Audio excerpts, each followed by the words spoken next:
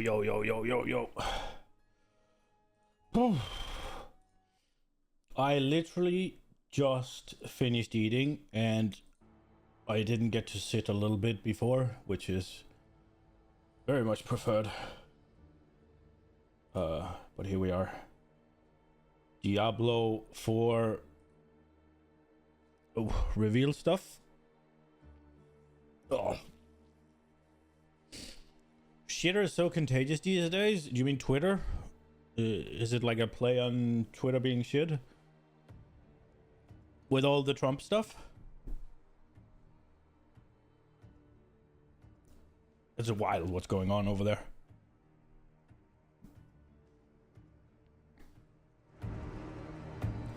Ooh.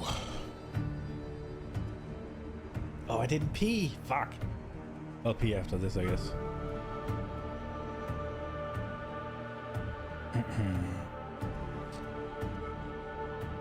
Oh. It's kind of crazy, the whole, like, Trump thing. Like, the fact that there's so many of them on the left that is like, it's staged. Like, bro. And they're digging so hard to try and find that he wasn't actually shot, that it was just a teleprompter that with glass that then flew and caught his ear or something. Bro, if you're gonna stage that shit, you're first and foremost not gonna kill a guy, right? Like, there was a guy, what was a firefighter that got shot in the head. Is there one more that's dead or just him? I don't think you're gonna kill an innocent bystander if you're gonna fake something like that. I also refuse to believe that you'd be shooting that close to his fucking face. There's a picture where you caught the bullet and it's whizzing past his ear. Oh yeah, so 1 dead and 2 critically wounded, and Trump took a bite of his ear, right? And even if it was staged, right, like, even if you want to argue it was staged because he didn't get hit in the ear, it was just a teleprompter, I don't think you're shooting into anything that sprays glass wildly around if you don't actually want to harm him, right? Like, and if it's staged, then you wouldn't want to harm him. It's kind of wild.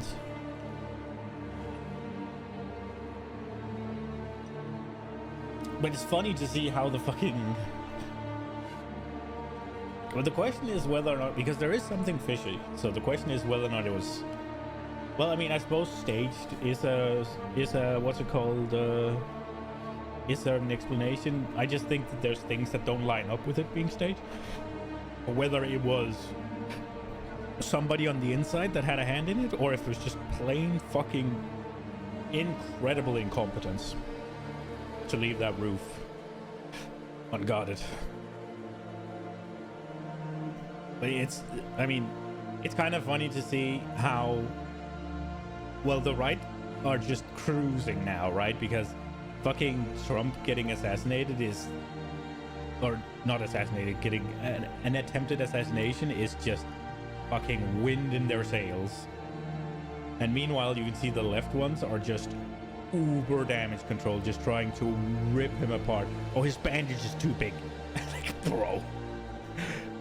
It's a fucking bandage. You kidding me? Oh, we're starting. I'm guessing they're starting with a trailer, right? Yeah. Now the production value has gone up a little bit. Look at the top right.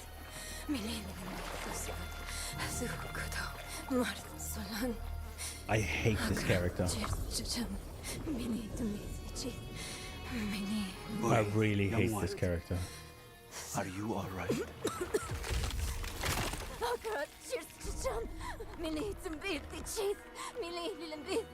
Nerel? Oh, you're not well. Please, please, please, my child, let me help you. Stay away from me! Nerel! Is that how I raised you? No, Mother. But I must carry this burden alone. I must get to Akarat's tomb. But look at you. You're killing yourself. Please. I don't know how much longer I can... I'm here, little magpie. I missed you so much. I'm so proud of you. God. But now, I need you to give up. No. Of course it's you. You monster. Let go of me. Let's go. No. You made a choice.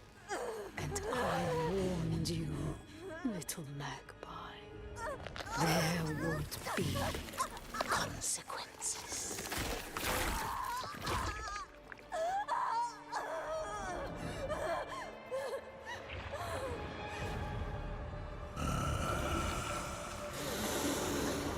Surrender. No. I control the stone. You hold the stone. You control nothing.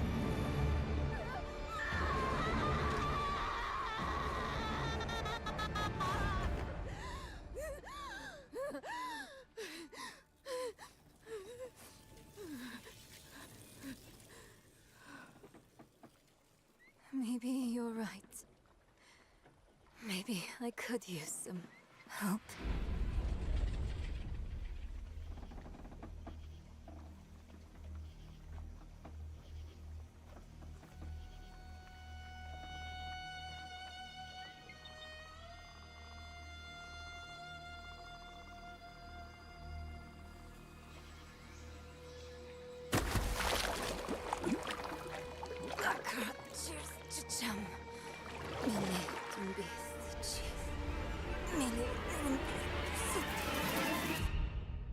Oh, that was good, mate. That was nicely made. Hello, Diablo community. Oh, I'm shit, you have Adam a stage Fletcher, and everything. Community Director for Diablo.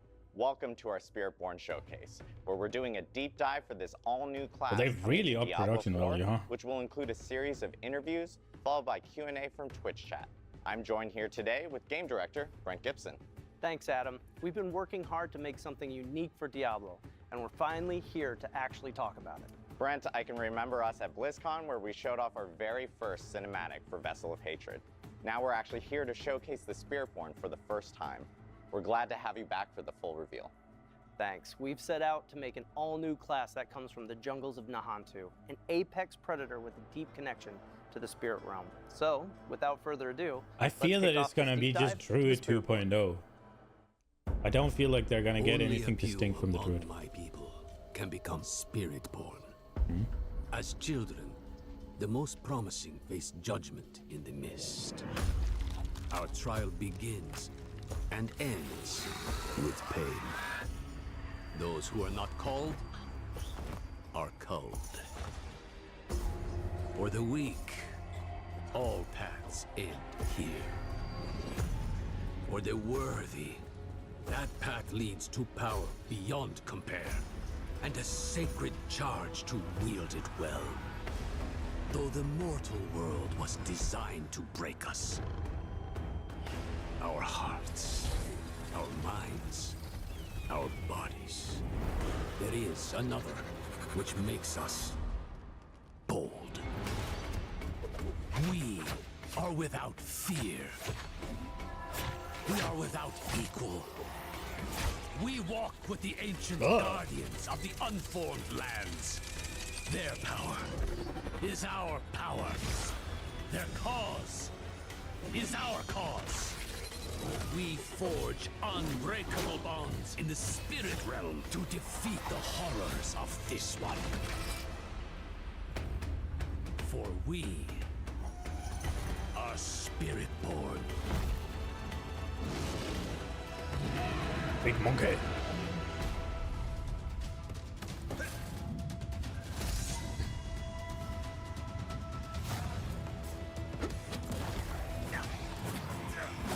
Oh, super quick. Okay. Oh, that was cool.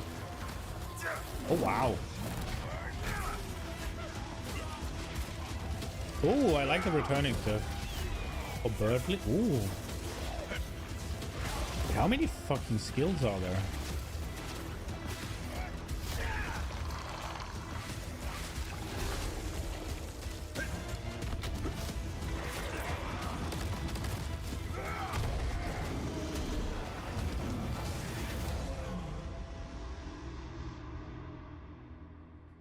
That looks fucking cool.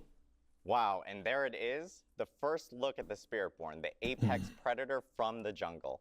Awesome to finally show it off, and what an incredible If it's trailer. an apex predator, why do you put a gorilla in there? We would like to introduce Eleni Rivera-Colon, narrative designer on Diablo IV. Welcome, Eleni.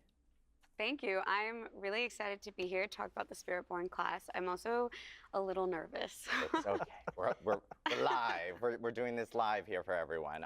But obviously, Eleni, we just saw here in the trailer with the Spiritborn, and we saw a little bit about that spirit realm. I don't like that coffee table. What the fuck is that doing what there? That spirit realm is? Yeah, so I mean, to put it plainly, the spirit realm is a place where spirits go. It's this deeply spiritual place that's a byproduct of Sanctuary's creation. So, as you may know, the angels have the high heavens, the demons have the burning hells, and we have the spirit realm. You know, we're hearing a little bit about the high heavens and the burning hells here, and players have actually seen both of those places specifically. Kind of like, what does the spirit realm actually look like for players? Yeah, we really love this concept that the spirit realm is shaped by humanity. So if that's the case, the foundation of that would actually be Sanctuary. So you could imagine being in the middle of the jungle and you're surrounded by these tall trees and these ancient structures. And when you cross over the veil into the spirit realm, you're going to see a ghostly reflection of just that. The big key difference is that you're going to see all the spirits and the creatures that exist there. Yeah, there are these massive creatures that protect the realm from spirits they protect the realm and the spirits from corruption.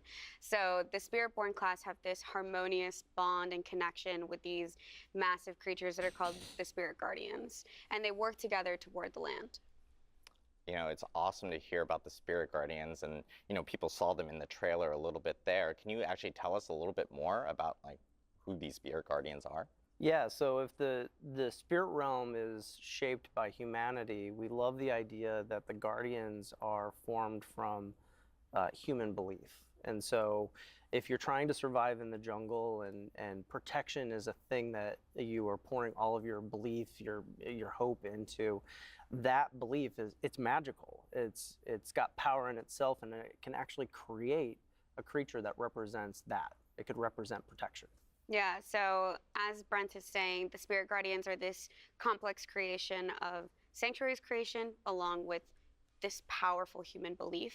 And Spiritborns devote their entire lives strengthening this incredible bond because these Spirit Guardians are powerful. It's this idea, right, of what these gods look like. And so they can help protect both the realm and Nahantu. We saw in the trailer and some of the gameplay, people were if you're playing the Spiritborn, you can actually summon one of these in there. Is that something you can do on demand? Like, how does that work? Yeah, very early on in concepting, Are those the alts? We saw this one piece of a simple warrior raising their staff above their head and this massive spirit creature forming I like the them. snake, but they And didn't go with that. That really became the lightning rod to a lot of thought-provoking ideas. I mean, we knew what we wanted to do mechanically with the class, but that image really solidified that the idea of summoning a god into battle was really cool. And that actually became the cornerstone for a lot of our development from then on out. Yeah, so talking about Spirit Guardians and summoning them, the Spiritborn class can summon 4 Spirit Guardians. The first one that I want to talk about is Razoka, and this guardian manifests in the form of a jaguar. So the belief of courage and ferocity, striking on the hunt, attacking a kill with no fear or reservations. The second one is Balazan, appearing as this massive centipede, the belief is balance and persistence. So although some people might see it as fear, it represents harmony and balance, so the give and take of life. And then we have Quatli. The manifestation of this is a majestic eagle, right? So to represent awareness and finesse, soaring above it all, having keen awareness of its surroundings, and acting with intent. And then the last one is Woomba. This guardian manifests in a powerful gorilla, so this beacon of protection and strength, and a movable force that holds its ground and sustains under pressure. So it's great because we've heard a little bit about the spirit realm. We've heard about these 4 awesome The fucking key art is cool as fuck, man, or can you tell us whatever a little bit concept more art or about whatever the it is. star of the show now, the Spiritborn itself? Yeah, so I think the Guardians are the before, star of the show. we really dive in, I want to talk about Akarat, who's really important with the Spiritborn and the Spirit Realm. For those who don't know, Akarat is this prophet that believed in the human experience and that it gives us this unique power. We have this light within us. And that light gives us the ability to question and to doubt and to challenge. When Akarat made his way to his mother's homeland in Nahantu, he felt this strong otherworldly presence, and he would spend a lot of time with one of his apostles, Isavete, trying to uncover what this mystery was. What was this feeling when he got to the realm, or when he got to the land of Nahantu, until he eventually discovers this veil, and that's the veil between the spirit realm and sanctuary. And he realized that this was this untouched place from neither angels or demons. They had never really had any sort of influence there. So Akarat and his dedicant Isavete would spend a lot of time studying, and he would be the first person and living being to cross this veil. And then after Akarat died, his apostle would then take on the mantle and then found the Spiritborn traditions that we know today. You know, hearing about the Spiritborn, and of course, like, I'm sure this is a burning question from the community, but the Sanctuary has a long and storied history. Kind of, where have the Spiritborn been throughout all of this? Yeah, so for anybody who knows the lore of Diablo, this region is no stranger to Mephisto, right? So if you go back to Diablo 2 and you look at the story there, his original soul stone was imprisoned in this place. And its presence corrupted the Zakarum faith, it corrupted the region, and the Spiritborn remember this. And so over That's the a good course idea of that what's she been goes back happening there then. before, they've decided to stay at arm's length out of fear that history might repeat itself.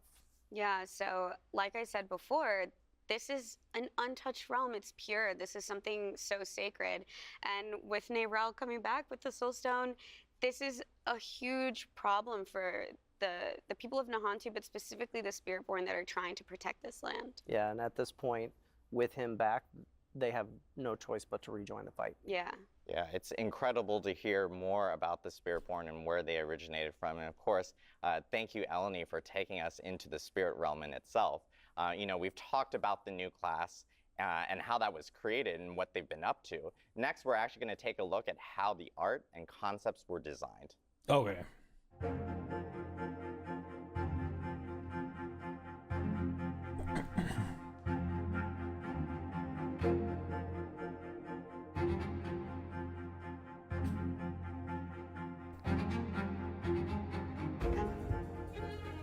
Ubers.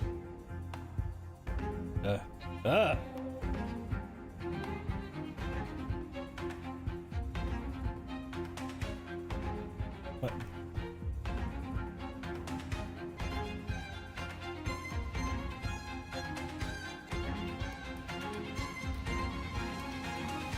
That is really cool. That ability is really fucking cool. We are now joined by my blood I brother, wonder if it will follow you art around. director Nick Chilano, who is here to show us how the Spiritborn visually came to be. Nick, thank you for joining us today. Thanks, Adam. I'm really excited to talk about the Spiritborn finally. I know, it's been a long time coming. Been a long time coming. Nick, will you tell us a little bit more about like how this class came to be, especially from the art side? Yeah, you know, first of all, like that trailer, like what an origin story for a Diablo class. Like you got to go into the jungle, you answer the call, or you're cold. Like it's pretty rock and roll. And on the art side, like we love that stuff. So I think when you go back to like what Eleni and Brent were talking about, we really want to capture everything they just No, so that's mentioned from level a 1, visual that's standpoint. level... So for us, it's about trying to Four. infuse the Hantu, the spirit realm, and a martial arts feel into the class. Brent mentioned that like kind of lightning rod moment. That's something that the art team really focuses on. When those moments happen, we really lock into that and start to do a lot of iteration. So like, concept will start casting a really wide net, but when that happens, we really start to bring it in and we start to really do a lot of concepts around that so that we can kind of get that tagline. Dude, this is essentially just a witch doctor. Creating the living, breathing embodiment. It's just a witch doctor demon hunter. Yeah, and it's really, after we get past that initial But it looks inspirational cool. piece, we want to like drill down into finding that iconic piece. And so when you look at some of the imagery that we're showing today, you can see how I don't like the we're right taking one. that embodiment and we're bringing it into all of the iconic look of that character. We wanted a class that wouldn't necessarily wear armor to protect themselves, but rather become the guardian that they're all about. And so if you're into the Jaguar, you're wearing the Jaguar helm. Your markings are the spots and patterns that you would see on that creature. The way that you move through the jungle would also be a big part of that package. And then once we have that iconic look, we can actually roll it out to the rest of the team. Yeah, that's really the DNA of like where we start going. Like those iconic images drive the entire art department at that point. And that's our North Star. So we can move into things like That's a nasty how do name. we get the Spirit Guardians on screen? How do they fit into the combat? If you think about the eagle, is the full eagle show up? Is it just feathers? How do we represent that? And how do we like ramp that up through our visuals so you can start with something, a little more on a certain scale and get to this like epic moment. We also want to explore, visually, like visual iconography at the same time. So while we're doing all that iteration and stuff with the iconic looks and the skills, we're also starting to get into like, what is the identity of the class? Where do we want to put this iconography? And like, what is that visual footprint that they're going to take up on the screen? It's seeing all this like badass concept art. Like shout out to our concept artists on the art team. Amazing. Yeah. So good. Like how do you guys actually take this from like concept now to actually building out the character from some of this concept art? Yeah, once we have alignment between the design direction that we want to go, we understand kind of roughly mechanically and from a design perspective where we want it to be and where we want it from an art direction standpoint. We sit down with each department and we actually roll out the idea. We pitch them, and we're like, hey, this is what we're thinking, and really get them to understand where we're trying to head so that when they go off in their crafts and make the best work that they possibly can make, the sum of all the parts end up with a killer class like the Spiritborn. Collaboration's a big thing, and it really starts with the character art department. They take these like 2D images and bring them to life in 3D. They will start to figure out materials, the fine details of how our armor's crafted, to like big silhouette shapes. One of the interesting things about this class is we started to recognize that like the helms, the gauntlets, the belts were really great places to like hone in on those like visual elements. Yeah. And another nice thing is like the armor really started to kind of come into the space of being very functional and practical. You'll notice that like the legs are kind of open, the upper body's kind of open. It's because we're making a really fast, agile class. So we want everything to kind of line up. And like Brent said, like they don't need to be fully armored. They are protected by the Spirit Guardians. Their offense is their defense, and it shows. Oh, that doesn't sound good. Their offense is their defense. That doesn't sound like a good class. Tech Art really is the team that will kind of find what our limits are and kind of allow us to break them a little bit. So they do a lot of range of motion tests. They're trying to figure out how we can get really dynamic poses, really dynamic lines of actions, and we want to push that because this class really needs us to kind of be in the spot where we're like kind of pushing the boundaries of what we've done normally. Yeah, it's awesome because like you guys mentioned like super like hypermobile class and so the apex predator in the jungle itself. Like how do you put that towards something like animation now? If their offense is their defense and that is actually something they're going for, yeah, you're going to end up with a squishy thing that's going to get one shot of the key from elements off here is screen. making sure that we have a combat archetype that's unique. So if you take a look at the original 5 classes, each one of them has a very distinct style. And so when we were thinking about the Spiritborn, we naturally went to martial arts. And what does that mean for So we're all movement getting a through monk, the jungle? what And they're actually, saying. I feel like we found a really good pairing there. Yeah, like the animation team, like they went crazy with reference. They were looking at Muay Thai, Taekwondo, kickboxing, boxing, karate. There was a stunt woman that did these amazing like reference materials that we saw. And the really interesting thing here is we're not trying to like just mimic a martial arts style. We're really trying to find the best pieces of them and seeing where they fit. How can we manipulate them? How can we rearrange them in ways that make a really unique and interesting fighting style for the Spiritborn? Once the animation team has that, and like they, again, they have a wide range of options that they're looking at, they start to figure out like where it fits for each Guardian. So, for example, the gorilla is blunt force, lots of strength. The jaguar is cleaves, multi-hit combos, aggression. The centipede is like open palm strikes for applying poisons and unearthing things from the ground. And the eagle is about really precision movements and repositioning on the battlefield. So like they nailed it when it came to that. Honestly, it's like the combination of all the things that we put together. We'd been talking about, it's like we've almost invented our own martial arts style for Diablo. And we'd been talking about this for the last few days with all the people that we've met with. And they actually said, hey, does it have a name? And currently it doesn't. So like for those of you at home, if you got ideas. Check out the Spiritborn gameplay, and like, if you have names, suggestions, like, yeah, we got to name ears. this thing. Exactly, we're all ears. Right. Well, we've heard about, concepts. I don't think that's going to work as a martial art, I'm just going to say. And now we just heard about animation. I'm sorry, I always call it kind of like the frosting I don't on the think cake, it needs a and that is name. kind of I don't think you're going to see anybody pick it up. That makes everything kind of pop a little bit. How does VFX actually maybe play the into something fedora like Spiritborn? Yeah, as well. at this point, VFX is really they're an amazing bridge between like gameplay and the visuals of the game. And they had a really important lift, which was to try to figure out like, how do we represent like the spirit realm and these like elemental spirit guardians like together? What is that fantasy and what is that story we're telling? So Eleni mentioned earlier that like there's this veil, right? So we needed to understand like, how do you get the jaguar, for example, to like come through this veil, show up in Sanctuary, and exit through the veil? So visually we're looking at like, what is the spirit realm? So we have this like kind of bluish white mist. They come in through the veil. That bluish white mist kind of like trails off of them. They become physical. The jaguar is now engulfed in flames. This spirit guardian. It looks like it kills gets everything on the extinguished. screen that you can like that's around it, and then it exits through that veil and kind of like transitions into that blue-white mist again. That's a fantastic story for us to tell, and it also allows us to start to understand like what are our pieces with the VFX and how to then ramp up our basic skills to be maybe lean a little more into the elemental side. Our core skills, we start to like kind of blend the two together. Maybe it's like the gorilla fish show up and they look like that spirit element, and then they, then you go into the ultimates where it's just like our spectacles like ramped up. And to be honest with you, like when it all comes together, like there is a feel to this class that is really awesome. Kind of like inherently martial arts has a rhythm and a cadence to it. This class has that. It's fantastic to look at. You feel it when you play it, and the art team, they killed it. They did a fantastic job. Yeah, I gotta give Blizzard's art another team shout always out to fucking nails the it. Diablo 4 art team. Absolutely killed it. Say The what you will, Spiritborn but their is art team always. fantastic. It's great to look at. They Great hit to nothing play. but home runs, man. But Nick, thank you Basically. so much for walking us through the creation of the Spiritborn.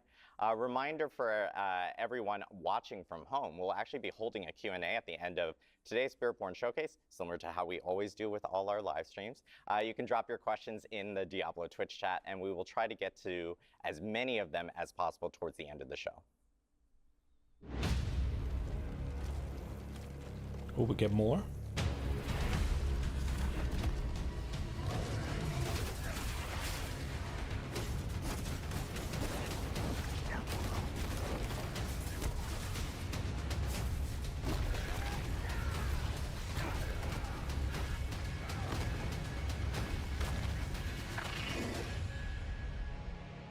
Oh, we get gameplay. Let's go. We've heard the lore, we've seen the art. Now let's get ready to talk about some gameplay. I know a Yes. lot of people are excited to hear more about how this class actually plays. So next up, we have Bjorn Mikkelsen, class designer, on stage to talk about the gameplay for the Spiritborn. Bjorn is actually here to tell us more about the Spiritborn's overall class kit and design. And later on, we'll get into some itemization, which I know every fan wants to hear about because itemization is, of course, incredible, especially within Diablo. Bjorn, welcome. Wow. Thanks for having me. I know Bjorn will be a fan favorite here because Yeah, he's going to absolutely will. walk us through all the skills and the gameplay for how it works. So Bjorn, can you kick us off and like tell us, a little bit about this new class? Absolutely. So yeah, just like high level, like what is this class? Excellent question. It's not so high level basically, what if you're Spiritborn are, starting with they what are it these is. jungle warriors who are empowered by the spirits. They're sort of this dexterity-focused class and sort of masters of martial arts and hand-to-hand combat. And so what they do is ultimately all of their actions and their movements, they sort of resonate with the spirits to form sort of these unique combat styles as they're fighting. They sort of mix and match them to hit whatever sort of build they need. Awesome. So like if you are a current Diablo player right now, or like let's say I'm a current Diablo player, which I am, I play a lot of Rogue or Barb, like where would you kind of place the speed and aggression of the Spiritborn? Yeah, I would say Spiritborn is definitely probably our fastest, most aggressive class. It's got multiple gap closers built into its basic attacks. It's got several movement skills, very high damage on those, as well as several ways to upgrade its evade skill as well. It's all about kind of like getting on a target, sticking to it, and killing it. Awesome. I know we had footage earlier of like, that within sounds the trailer of dangerous. players actually being It's either able, going to and be we talked about fucking this earlier, busted because being it kills players everything being able to before you actually can even summon see in it, these or it's going to spirit be guardians. shit because So it gets can killed before you like, can even just see anything. Summon a giant jaguar into battle or anything like that? Yeah, absolutely. Yeah, kind of in addition to being these master martial artists, because they're empowered by these spirits, you'll see parts of the spirits, but then ultimately with the ultimates, the spirits themselves will show up on the battlefield and they'll empower you and deal damage. And it's really the core of the fantasy, right? Like if we talk about power fantasies, summoning the god into battle is the power fantasy for this class. And one of the things that I really liked about that is that we were getting a bunch of feedback early on about making ultimates more meaningful. And we were actually able to do that with this class ground up. Awesome. I know people are probably dying. Hopefully you'll manage to balance them so there's one that uses all, like a build that uses all four. I think this is a great opportunity. Not one build Maybe that we uses should all four, start but a off build with, for like, all the Jaguar one. being the first one. Bjorn, for do you all want to take four us through the Jaguar itself? individually. Sure. Yeah, starting off, Jaguar is a great one. Jaguar is, as we've kind of touched on before, it is sort of this manifestation of just like the hunter. It's exhilaration, it's violence, it's aggression. It's attacking repeatedly, kind of just constant pressure as it's going. So it doesn't follow him, it's a stationary thing. That's not... Lots of kill streaks. Mechanically speaking, the way we've kind of translated this, its primary focus is attack speed, and it chases that through a new keyword in mechanic that we call ferocity. This is a stacking buff that can generate usually via Jaguar skills that will increase the attack speed of all of its skills, but it will also enhance other Jaguar skills so you can use them more often, reduce their cooldowns, that sort of thing. Moving on to an example, I guess, of a Jaguar skill. First off, here's one we have Ravager. This is a new type of skill we're adding to the game called Incarnate skills. They all have a passive and active effect. This one allows you to maintain your ferocity at just like a minimum level, so you're all just like a little bit fast. But then when you activate it, you kind of go full Jaguar mode. It gives you additional attacks, kind of like whenever you hit something, it does an extra strike. So it can even turn like skills that are like deal a little bit less damage, they can now deal extra damage just whenever you hit something. Moving on to another skill, we have Rushing Claw. This one is the Jaguar's kind of primary mobility skill. It will dash you through a target and slash everything along the way. And the key to this one is you can kind of use it over and over and over again, like multi-strike your enemies. And then finally, of course, we have the ultimate, the Hunter. This will actually manifest the Jaguar onto the battlefield. You'll leap through the air. It's also a movement skill. And when you land, the Jaguar will destroy everything. And it also has upgrades to kind of help chase the kill streak vibe. There's a chance to reset the cooldown after you kill something with it. Yeah, so if you look at all of these things as a package, you start to see almost a combat archetype built into each Guardian themselves. And that was actually something that was really important to us. So if you were speccing into the Jaguar, it's important to those types of players who do want to keep the attack speed up, that do want to keep their kill streaks going. And you're going to see this as like a through line that each particular Guardian will have their own thing.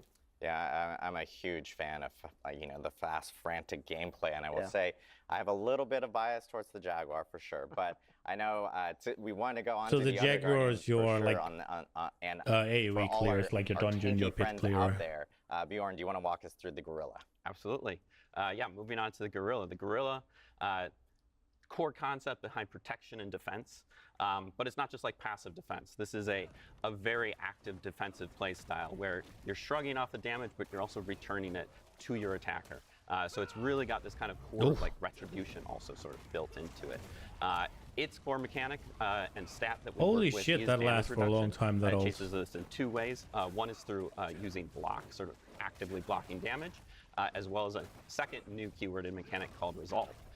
This is also a stacking buff, but this one falls off whenever you get hit, so it's really important to keep stacking it and kind of keep stealing yourself and building your resolve back up. But as long as you have any stacks of it, you get the full damage reduction bonus. So moving on to just a couple examples for Gorilla skills. Starting off, we have Crushing Hand. This is their core spender skill. Kind of just does what it says. Will smash your enemies to pieces. Kind of neat thing about it is it's actually two separate attacks that kind of overlap in the middle. So you can sort of prioritize a single target and deal double damage to it. Another attacking skill that we have, this one's Payback. This one really leans hard into the sort of aspect of retribution that we have going on. This one will deal a large amount of damage, and that damage will ramp up the more something has hit you. So it's really good for just like ending a fight if you need to. But also like as things are hitting you, that will reduce its cooldown. So kind of you have this flow of like being able to sort of like end fights, but also kind of keep hitting as you go. And then finally, again, we have the ultimate skill, bringing in the Gorilla itself. The skill is called the Protector. It creates a large protected area on the battlefield that will grant you barrier while you're inside of it, as well as several other Dude, defensive that's bonuses very that you much can the spec same into as the with it. Jaguar one. And the It's Gorilla just will larger and smash any slower. enemies that try to come and It's harm also you while just you're a in it. circular AoE damage. If you like that bruiser archetype, like this is the build for you. It is definitely about that give and take of damage. I mean, you'd said it earlier. Anyone who's been looking for a tank or a tank-like build in Diablo, this is the one that you're going to want to spec into as a part of your kit.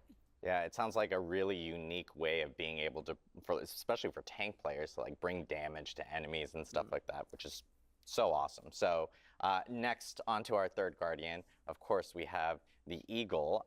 Bjorn, do you want to take us through the Eagle? Yeah, so the Eagle, kind of soaring above it all, we've got this Guardian that represents precision and accuracy and kind of finesse. Its ability, its freedom of movement, like a lot of the movement that the class Dude, has all is of its very ults is aggressive, just a very in your circular face, and AoE. The Eagle really is able to kind of take that to another level and kind of go wherever it wants. In addition to that, it can also sort of like extend its attacks to sort of pseudo-ranged playstyle. Allows it to really like prioritize a target and sort of like hit from anywhere. So its core stat that it cares about is movement speed. That allows it kind of, like I said, able to kind of go anywhere it wants and sort of tactically reposition on the battlefield. And it also has several ways to sort of amplify its evade skill, you know, adding damage, that sort of thing to it. So moving into just a couple examples, we of course have to start off with Soar. This is sort of Spiritborn's premier mobility skill. Takes you up into the air, out of the battle for a second, able to dodge mechanics with that if you need to. But That looks also, really good. because the Eagle is all about kind of those big impacts as well, it will create a target area where you're going to come down and make those enemies vulnerable so that it just amplifies the damage when you land. That skill alone looks Moving on really to another fucking example. strong. We have Razor Wings. I like this. This is a like, damaging boomerang skill thing. for the Eagle. This one has kind of this cool back and forth where it sends it out, allows you to hit something at range, but because it also returns to you, it sort of rewards you for the tactical positioning on the battlefield, so you can sort of line it up so it'll hit different things as it comes back. And then, of course, our ultimate skill, the Seeker, bringing in the Eagle itself to just annihilate your enemies with damage. You can cast it anywhere on the battlefield. It charges up and then blasts off. Circular AoE again. Can be upgraded to be a guaranteed critical strike, and while it's on the battlefield, it will also make everything vulnerable for you. This is also like one of the first ultimates that we have, which will have multiple charges, so you can kind of use it back to back or like prioritize a target with it, and there's like a lot of player agency with that. Dude, the three ults so this far is are basically really for the that same. tactical player.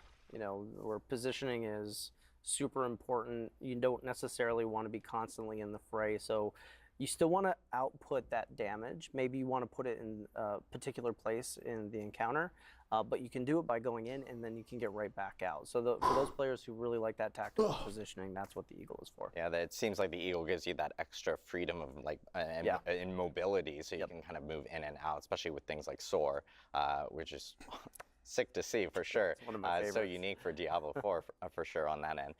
Last but not least, of course, this is probably our most unique Spirit Guardian, and probably one that I'm sure a lot of people are like looking at and going like, oh, this has got to be crazy, and that is the Centipede. So Bjorn, how's the Centipede play out? Yeah, so moving to the Centipede. The Centipede's very unique. It represents this sort of abstract concept of the cycle of life and death, and the way we've kind of chosen to interpret that is that it's sort of this epicenter of attrition, but it's also like really about just kind of like this endless or inescapable sort of persistence, and that's like really bad for your enemies, but kind of really good for you. So its core mechanics that it works with that persistence is damage over time, poisoning, crowd controls, that sort of thing, but then it uses those things to sort of empower and sustain itself, so also like leeching life and that sort of thing back to you, sort of draining your enemies as you kill them. So moving on to just a quick example, Stinger is our core skill for the Centipede.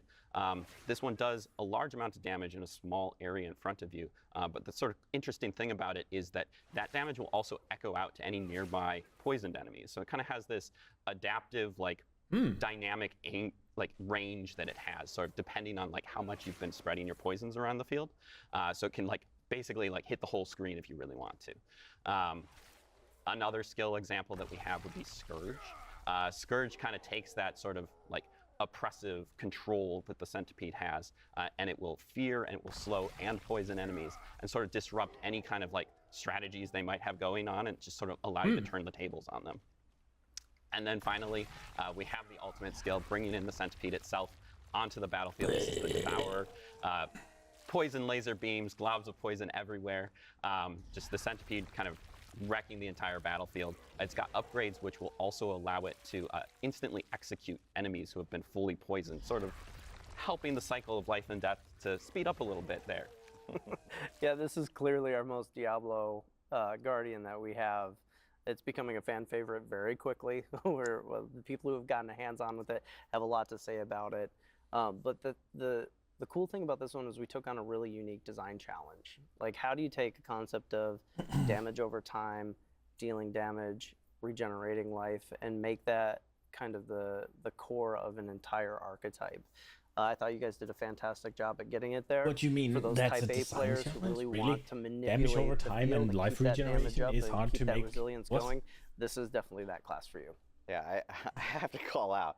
It's so crazy seeing a giant centipede behind me right now. But I know a lot of players at home are probably looking at each of these 4 Spirit Guardians and they're going like, "Hey, this is probably the one I'm gonna go with." Just seeing some of the gameplay and some of the play styles. But I think one big question that probably a lot of people have is, are you kind of forced to go down one of these, or can you actually do some mix and match, or how does that work? You know, freedom of choice is really important for this class. So if you want to go all in on one of them, go for it. Like, there's no problem in doing that. There's benefits that you can see from it, but there's also benefits from mixing and matching. Like, we wanted adaptability and hybridization to be at the core of this class. So it's been a goal from the very beginning to actually get that there. So when you get hands-on with this, like, you're going to want to experiment. We want you to experiment. We know that there's going to be many builds that are very emergent, and I actually can't wait to see some of the cool stuff that people come up with once this goes live. Yeah, exactly. Like, at its heart, Spiritborn is really all about like personalization, sort of expressing yourself. And so like, whichever spirit sort of resonates with you, we really want to allow you to mix and match them kind of to your heart's content, and sort of make that play style choice like fully customizable. And the primary way that we're doing that, or the main way that we're doing that, is the Spiritborn's class mechanic called the Spirit Hall. The way the Spirit Hall works is you start your journey off by choosing one of 4 bonuses. At the top, the primary bonus. This is a like massive bonus that will add sort of a every 4th time you deal direct damage to all of your skills of that type. So like that's an too effect quick like for the me Jaguar to will add extra strikes and that sort of thing to all your Jaguar skills. But a subtle but very important extra piece of this is that we'll also add that Spirit's tag to your entire skill kit. So every single part of your skill kit now has the Jaguar skill, and so even if you want to use like Centipede skills, you can still sort of hook into various parts of the Jaguar using this bonus. Then later on in your journey, that's kind of cool, you will unlock a second bonus. This is a set of 4 distinct bonuses from the first. Each of these kind of has a tie-in with the sort of core mechanics of each of the spirits. So we mentioned before sort of the new keywords that we were introducing, like with the Jaguar has ferocity, the Gorilla has resolve, those sorts of things. These give you an opportunity to sort of mix those into your kit, regardless of like if you are using those specific skills or not, and sort of like add that extra layer on top of your build. That sounds and when you're choosing these spirits, these can really absolutely hard be the same. to figure You can out. get Gorilla and Gorilla, Jaguar, Jaguar, or you can mix and match them. And it's really important that like they all kind of flow and work together. So if you look at the nesting doll effect that we have of your skill tree, your class mechanic, this can get complicated very quickly. And so one of the things that the team took on was this idea of finding what resonates most with each guardian, and how do we create some level of overlap so that we can have some synergies between. Oh, that sounds like they're dumbing it down. Yeah, exactly. As we hit, like each of these has like very clear themes, right? You've got the Jaguar with its attack speed, you've got the Gorilla with its protection. You can definitely build into those, but it was important for us to sort of establish that these spirits, they don't exist like in isolation from each other. They have overlap. They have things that they both care about, and that allows us to sort of create these very hybrid-esque builds that work together. You know, just like an example, right? You've got like the Jaguar is a hunter. It's all about aggression and kind of chaos. And that's a thing. It loves that. But as a hunter, you're also sort of providing, you're also sustaining yourself, which is a thing that the Centipede also loves to do. And so they both care about healing, and they both have like different hooks that they can do for that. And so you can really like, if you're looking to get more healing into your build, you can add some Centipede, you can add some Jaguar, mix them together, you can make an entire build about healing that is Centipede and Jaguar. These aren't like prescribing ways to build, but they're more so just like, they're overlapping stats that allow them to sort of communicate with each other. So just a couple examples. We have, for instance, if you want to build like the Gorilla, Gorilla is a lot of protection, Jaguar is a lot of sort of chaotic, constant damage. So when you mix those two together, you get this sort of like semi-tanky brawler who can just kind of go toe-to-toe with anything. And they sort of like dip into the stat of dodge, because dodge is a little bit inherently a slightly more RNG, a little bit more chaotic, kind of Jaguar, but it also kind of has that damage mitigation. And so you kind of combine them together and you have this very like retribution, but also fast-paced playstyle. Another example would be potentially if we think about like the Centipede and the Eagle. The Centipede's all about sort of debilitating your enemies and like making them weaker, and the Eagle's all about like kind of finding those weak points and like getting these high damage, you know, bursts off. So when you add those two together, they both care about vulnerable and sort of like turning the tables on all of your enemies. And so adding that together kind of creates this character that's sort of just able to like prioritize a target, weaken it, and then just like cull it from the battlefield. Yeah, it's. I'm so glad Bjorn brought all these like really good examples for us. He's got a lot of footage for us to go through. It's awesome to see all these. We should skills be and how they lacking work some with the skills actual from Spirit that. Guardians. Like, And there of should be more, course, right? The big popular topic that comes with every single class is itemization. And I know we have a lot to talk about with legendary aspects and some uniques as well. So There's Bjorn, like Brent, 5 like, how does per itemization branch work in the with tree, Spiritborn? right? Yeah, we all know that itemization is the heart of the game, right? And as we've been At least for the moving first through 3. our itemization journey with this game, we've had a really great opportunity to fold in all the feedback and how that applies to the Spiritborn as we've been developing. And one of the cool things that we did was took the opportunity to actually lean into the things that you get from items and see how they build into the spirit's abilities themselves. So we're going to show a few examples of that. Now, this is just the tip of the iceberg. There's a lot of really cool stuff coming, but we thought we'd do a really quick breakdown and show you what that looks like. Yeah, so just hitting a couple examples, you know, we have added this large suite of Spiritborn legendaries and uniques to the game. But just to break down kind of some of our thoughts as we were working with them, sort of the types of legendaries you can expect to see. You know, one example, as we were just speaking about sort of these hybridization things, there's a lot of different stats in our game and sort of making them work together, not just like work together, but like be cool together.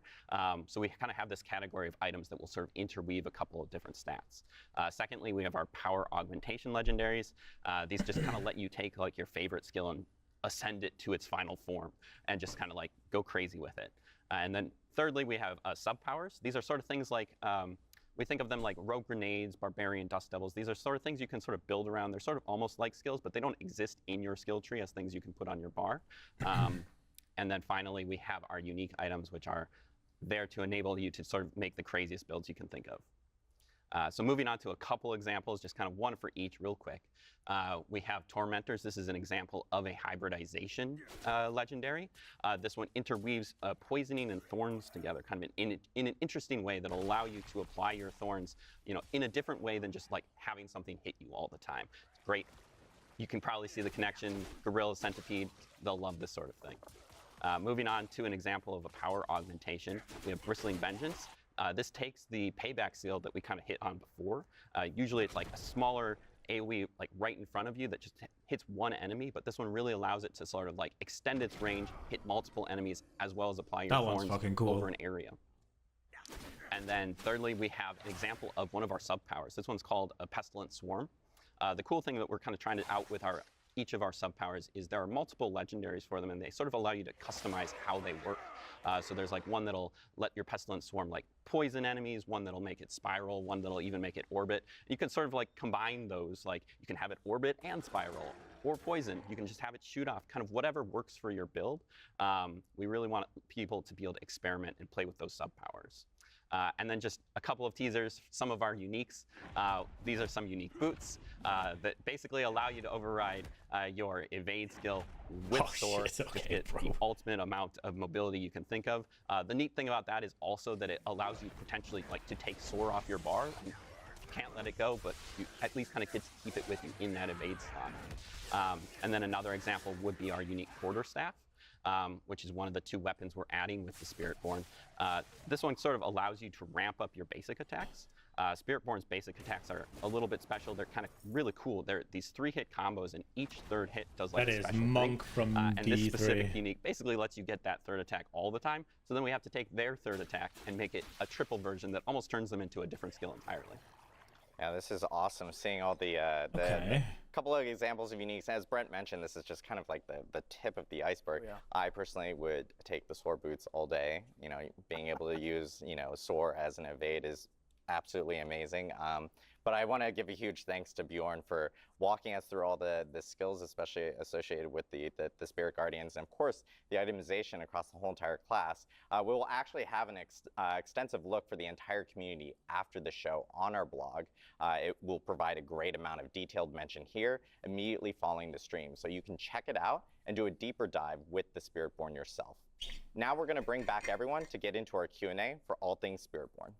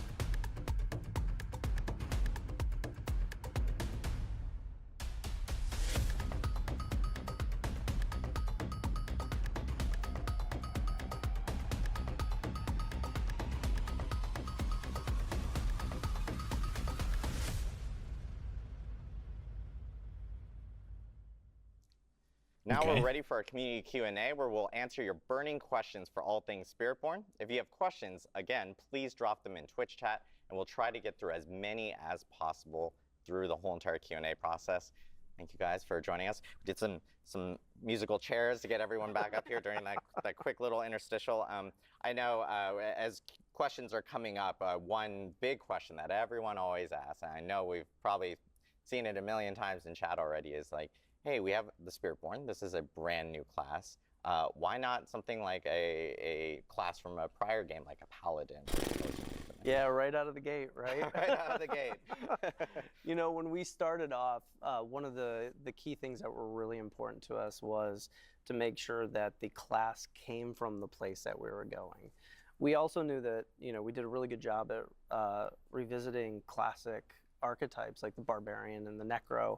And so we were in this position where doing something new was a great opportunity. It was something that allowed us to inject some fresh gameplay in.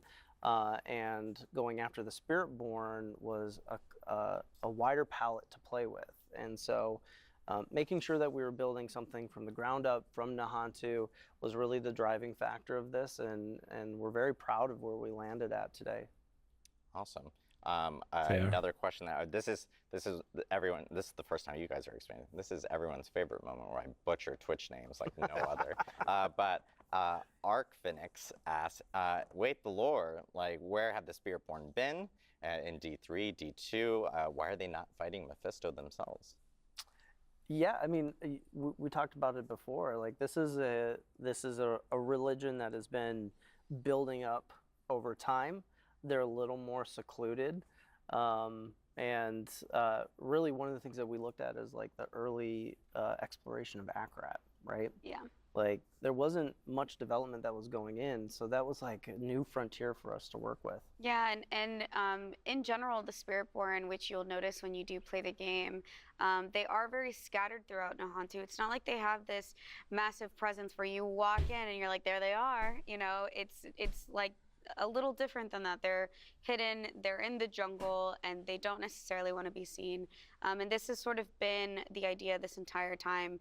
It takes a lot of devotion to be a Spiritborn. This isn't something that you can hop in and out of. So when we talk about being a Spiritborn, these are people who have devoted their entire lives to be doing this one thing, and that's what they're doing in Nahantu. They're not exploring really. I know we've actually gotten a few questions about this specifically.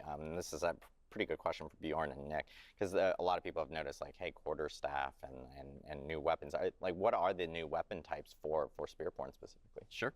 Yeah, Spiritborn's bringing 2 new weapons with it. First off, we have the glaive, kind of its premier weapon that you see in all the key art. That's really the weapon for like a hunter. It's great for like taking down priority enemies. It's got built-in elite damage, that sort of thing. And then the second weapon we're adding is the quarterstaff. This is a faster weapon that they can use to even sort of like add like block chance and that sort of thing to it. So it's almost like a little bit of a pseudo-defensive weapon, but it's also got very high attack speed. Yeah, from a fantasy standpoint, it was really cool to like try to create weapons that made sense for, again, like Brent mentioned, like where the class is This from. is not what I expected so like, you know, it to a be. glaive makes a lot of sense for like cutting through the jungle, you know, being an aggressive weapon, being an attack-based weapon. The quarterstaff is really cool because it's like, you could imagine like, how do they train with this? They probably found like really strong branches from like trees that were really important to them, and they start to like train with that, and eventually they kind of start to perfect that craft and that bow staff. So there's a lot of really cool fantasy that we can like, the art team can really dig into. It also looks cool. like just to be frank, like if we're talking about a martial arts class, like having the bow staff or the It seems glaive like the to, like, Spiritborn really is just going to replace extend the monk. some of those key poses that we got with the martial arts stuff that we put into the game. I mean, it looks really good.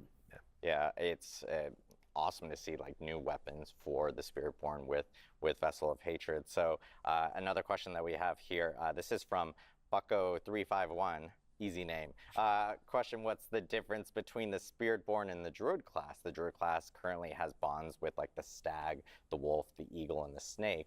Like what's kind of the changes between that and something like the Spiritborn? Yeah, I mean, when it comes to the Spiritborn, you're not necessarily turning into this animal that we're talking about. This is a spirit guardian that lives in the spirit realm, and you're channeling this spirit guardian, and the manifestation that we're talking about Yeah, but is he's what talking comes about out. spirit So we boons. talk about like ferocity or something. That's something that you see in the jungle, right? So you have this jaguar that's recognizable, and that's this manifestation. It's the best way to show that. So if we had a different belief, then it would manifest in a different way. Versus the druid, you sort of really encompass the entire animal. And you see that in the gameplay quite a bit, where I think, Nick, you were mentioning before, where it's like, yeah, I have this bond with the centipede. When I call him in, I call the centipede in to deal with this side of the combat, and then I go off and I start managing the other side of the combat. So you really see this like combat partnership between the Guardians and I feel like they're missing the question there. Spiritborn, which is incredibly unique. We got a question here from Kat the Dewey. They're asking, we've seen 4 Spirit Guardians. Are there other Spirit Guardians that were considered potentially? Yeah, look, I'll spill the beans. I'll talk about it. You know, when we're choosing the spirits, we played around with a lot of concepts, super abstract stuff that weren't animal-based. We talked about, okay, if I'm from the jungle, these things would probably represent things I know, which brought us to animals. And when we think about protection and strength, we originally had some conversations around an elephant. Like, what does an elephant mean? If there's an animal that represents like family and protection the most, the elephant is one of those. The gorilla was also being talked about at the same time, and they mean the same thing. So when we looked at them side by side, that really came down to like which one can convey the best powers, what gives you the right movement and visuals that you would need for the power set itself. Yeah. So yeah, I was go going ahead. to say, like, we spent a lot of time trying to figure out, like, there's a lot of collaboration, and sometimes art will inform design, design will inform art. So I think this is a great spot where, like Brian was saying, like, we're looking at a lot of different things, but like when you think about Nahantu, when you think about like the canopy of the jungle, and you start thinking about how does that protect what's in the jungle, like the gorilla just made a lot of sense, like thematically. So like we start to find those moments, right? And you think about the centipede, it's like there's like the ground and the roots of the jungle, like what comes up, there's insects. So, you know, we spent a lot of time like exploring that. But when you think about the gameplay connection, poisons, fears, right? The centipede, that this like life and death kind of cycle they talked about, like the centipede makes a lot of sense. So we really start to try to connect the dots in really interesting ways. And those are the ones that really stick. Fictionally, the idea that these things are created based on human beliefs, we believe in more than 4 things, right? So the idea that we could expand this out well beyond the class, we've developed more lore than you're actually going to see in the game for the Spiritborn, because we want this thing to live beyond just Diablo 4. Awesome. Uh-huh. I know this Diablo this one's a Immortal, little bit for Bjorn, Spiritborn we'll confirmed. test his skill knowledge here, but question from Churney Fire was, does the echoing poison effect work on enemies not poisoned by you? Is there like a radius limit? Like how does it work specifically? Yeah, there's a small radius limit to it, but that can be extended through things like tempering and that sort of thing. It will do any poisoned enemies on the screen. Oh, nice. That sounds, shit. That sounds crazy. So yeah. And then we have a question from compatibility, huh? Spiral. Have somebody poison them, and then the Spiritborn just nukes the entire screen. Know about the veil between Sanctuary and the Spirit Realm, and like the corruption within the jungles during Diablo 2. Like, was he able to sense it during that time? The Spiritborn could go full single target with that thing, assuming that it can do single target, and then have a rogue we can definitely assume that Mephisto knew there was something there. When it comes to the lore of Nahantu, there are a lot of protection that happened during Mephisto's corruption. He wasn't able to break through the veil, so that is something that, you know, that's why it's so dire now. But definitely he had this feeling for sure. Question for not MVP. How does the resource for the Spiritborn work? Do they generate it like passively, or how does that work specifically? Sure. The Spiritborn's primary resource is called Vigor. It does not inherently recharge passively. You'll generate it by using your basic attacks. So builder's bender, but sort of like the key with Spiritborn being very customizable. Like one of the first choices that you'll be able to make in your tree with your basic attacks is you can sort of like customize like how you will build the spirit beyond that, whether it's like by poisoning enemies or by blocking damage, that sort of thing, to really like kind of make the resource work the way you want it to work. And then later on, there are also some uniques that will allow you to further customize sort of like how your build influences the resource generation. Awesome. I know we just talked about the weapons and stuff, and there's like follow-up questions of like, are the Spiritborn only using two-handed weapons for this class? Yes. The short answer. Yes. They are.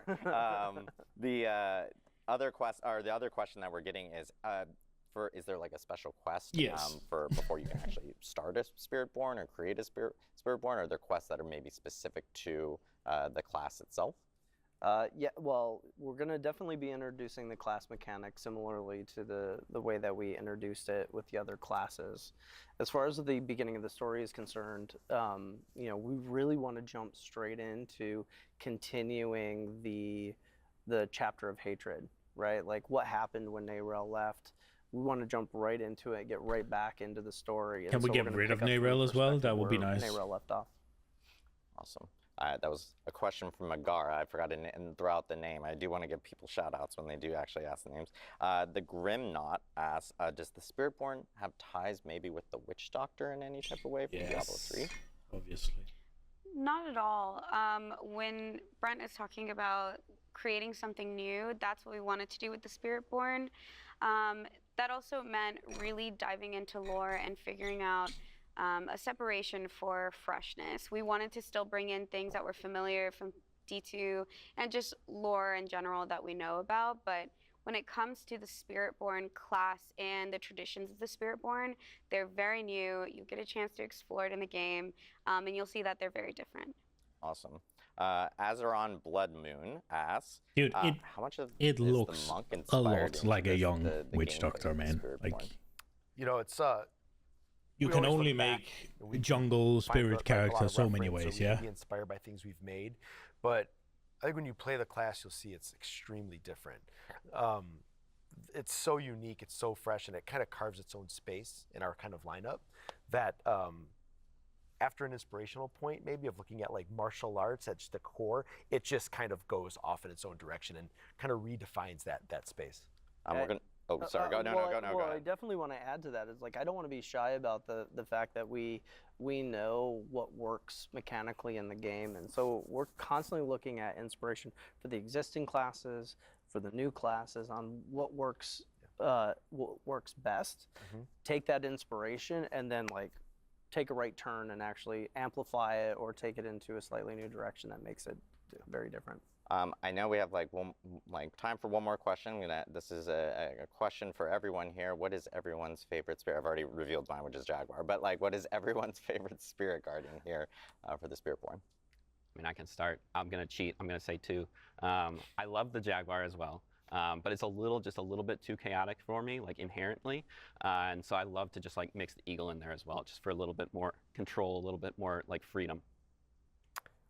Gorilla. Freedom. I mean, when I saw it show up on screen, beat its chest, and it was just awesome. It was like, that's it. I knew it. We're like wrestling buds, you know, where we talk about wrestling all the time. I'm not surprised Nick is about like the gorilla. Not surprised. My favorite guardians are Quatli, the eagle, and Balazon, the centipede. I just love the poison, and it's sick. Like, it looks crazy. Yeah, for me, Jaguar, like it started with that iconic piece. Yeah, sorry, we're gonna have to share a little bit. Hold on a second. The Jaguar is pretty cool. But like the movement. I think conceptually I prefer the centipede. It's such a pace changer for I'm the not game. much for poisons. Like once you get into it, it's got a very addictive flow, and so I'm all in on the Jaguar.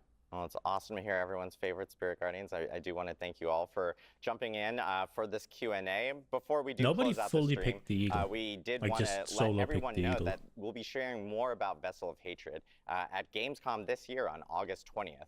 But you'll actually have a chance to attend Gamescom yourself and play the Spiritborn in person. We're actually sending 5 lucky players to Cologne, Germany to play the Spiritborn at our Gamescom booth in person. Make sure to check out our Instagram at PlayDiablo and read our blog for full details on the contest after the show. Everyone on the Diablo team is incredibly excited for you to check out the new class coming with Vessel of Hatred on October 8th. And of course, you can pre-purchase the expansion now. Stick around to check out that our is Diablo rehearsed, creators, huh? Rax, Woody, Macro Bioboy, and Fame. They're actually upstairs right now, streaming live here at Xbox Studios with Spiritborn gameplay. Also, shout out to Xbox Studios for hosting us. We really appreciate it. And of course, you can check out Kind of Funny Games after the stream, where they'll be live chatting with Rod Ferguson, GM of the Diablo franchise. Brent, Eleni, Nick, Bjorn, thank you for being here to walk us through the Spiritborn. And thank you all and everyone at home for tuning in. We'll see you in Nahantu. Okay. Well. Well.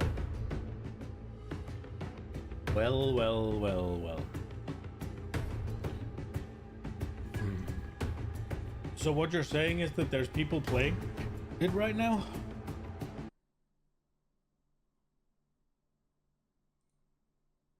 Let's try.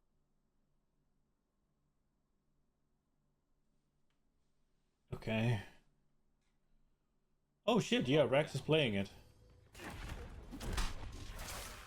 Is it up or down for the volume? Let's see. Down.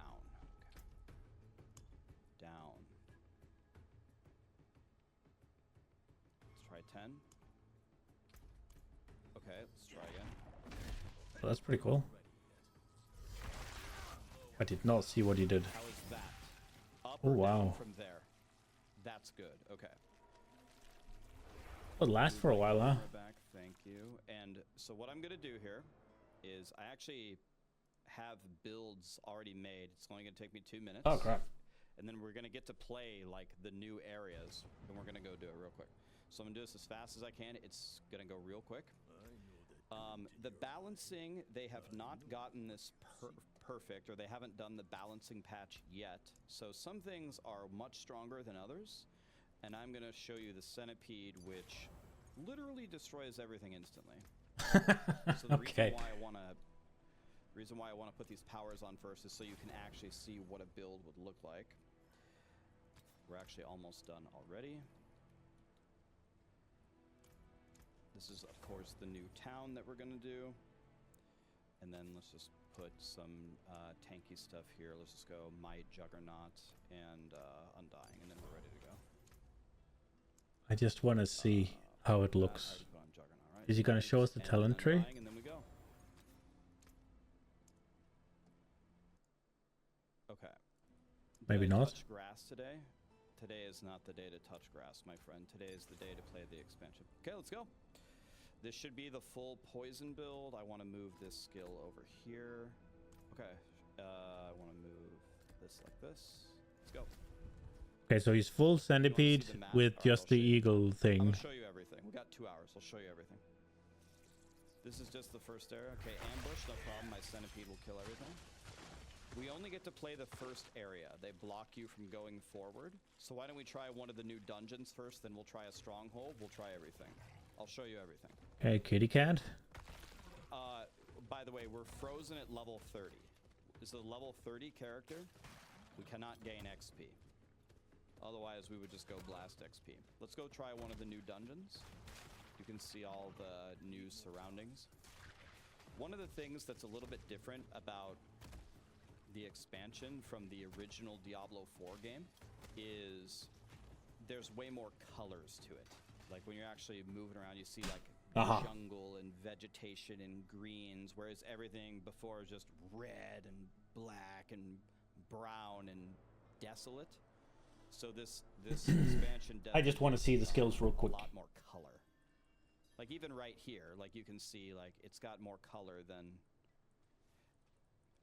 the original game. Another thing you'll notice is there's like different markers. I've noticed like there's different, like for example, there's different values and breakpoints for things. So something's got to be happening here that they haven't shared with us yet. Is that the ult?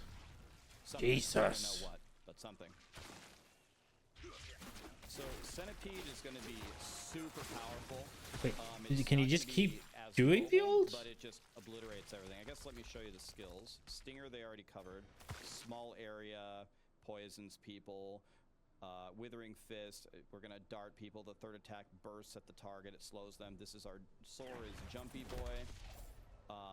Touch of Death, we're going to infect all of our enemies. Everything about poison. And then Toxic Skin, you can just throw poison everywhere, kind of like a Blaze Sorcerer in Diablo 2. Everything's about poisoning everything. Nothing can survive. They have no chance at all. Okay, I actually can't see my cursor. Jesus. You see how tiny my cursor is? Holy cow. Can I change that? Alright, well, Dude, that's the tiniest we've seen. cursor I've You ever guys seen. can go watch Rex if you want to see some more I can't even see stuff. cursor skills. Um, Contrast. Oh, there we go. And then we go like this. right.